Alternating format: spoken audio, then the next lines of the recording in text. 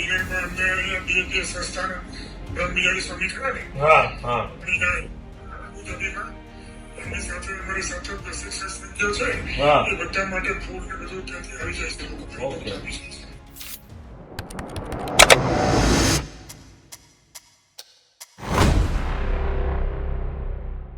Iran અને Israel વચ્ચે ચાલી રહેલી યુદ્ધની પરિસ્થિતિ વચ્ચે આણંદના ઘણા લોકો કુવૈતમાં ફસાયા છે.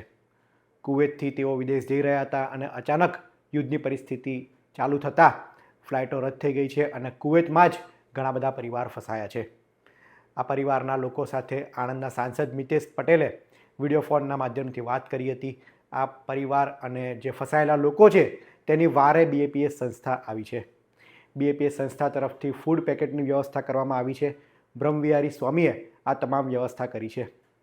BAPS સંસ્થા એ કોઈપણ કુદરતી આફત કે માનવસર્જિત આફત આવી પડે ત્યારે સેવા માટે એ આગળ આવતી હોય છે. વિશ્વભરમાં સેવાકીય કાર્ય માટે BAPS સંસ્થા જાણીતી છે.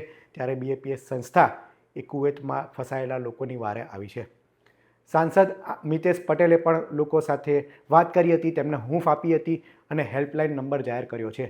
આણંદના લોકો જે વિદેશમાં ફસાયા છે, દુબઈ હોય, કુવૈત હોય કે અન્ય કોઈ પણ સ્થળે ફસાયેલા લોકો માટે હેલ્પલાઇન નંબર તેમની ઓફિસમાંથી જાહેર કરવામાં આવ્યો છે. કોઈ પણ વ્યક્તિ તેમનો કોન્ટેક્ટ કરી શકે છે.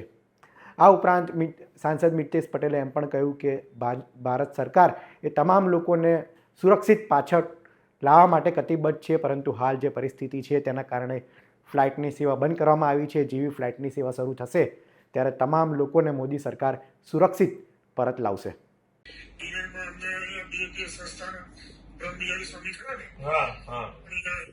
અબુધાબીમાં એમની સાથે અમારી સાથે પ્રશિક્ષણ સંખ્યા છે એ બધા માટે ફૂડ ને બધું ત્યાંથી આવી જાય છે લોકો આપી જાય છે. બસ તો હમણાં છે ને જ્યાં સુધી બધું ચાલુ ના થાય એર સ્પેસ ને ત્યાં બધું ત્યાં સુધી અમારી વાત ચાલુ છે.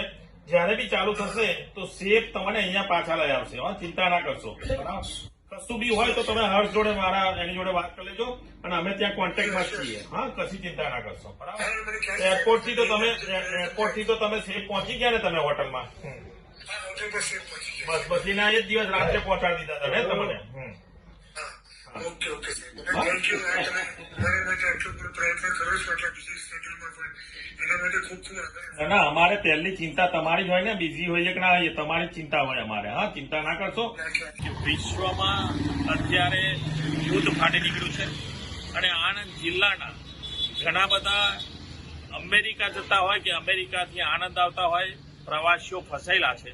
ત્યારે એક મેં મારી ઓફિસનો હર્ષ પટેલનો હેલ્પલાઇન નંબર આપેલો છે અને આ હેલ્પલાઇન નંબર ઉપર એમના સગા સંબંધી હોય કે ત્યાં દુબઈ જે કોઈ ફસેલા છે કે કોઈ પણ જગ્યાએ કોઈ પણ મિડલ ઇસ્ટમાં ફસેલા છે, કુવૈત, દુબઈ કે ત્યાં પણ એ લોકો દરેક મારી ઓફિસ અથવા મારો કોન્ટેક્ટ કરે છે. સૌને નમ્ર વિનંતી છે કે આપ જ્યાં પણ છો, હોટલમાં હોવ કે જ્યાં પણ છો ત્યાં સેફ રહો.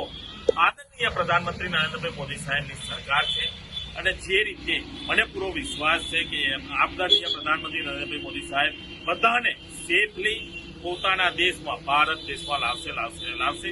પરંતુ જ્યારે આ યુદ્ધ થોડું બંધ થાય અને પરમિશન મળે ત્યાં આગળ પ્લેન ઉતારવાની અને એરોડ્રામ ચાલુ થાય ત્યારે સૌને અમે પાછા લાવીશું. પરંતુ આપ અત્યારે જ્યાં છો ત્યાં સેફ રહો.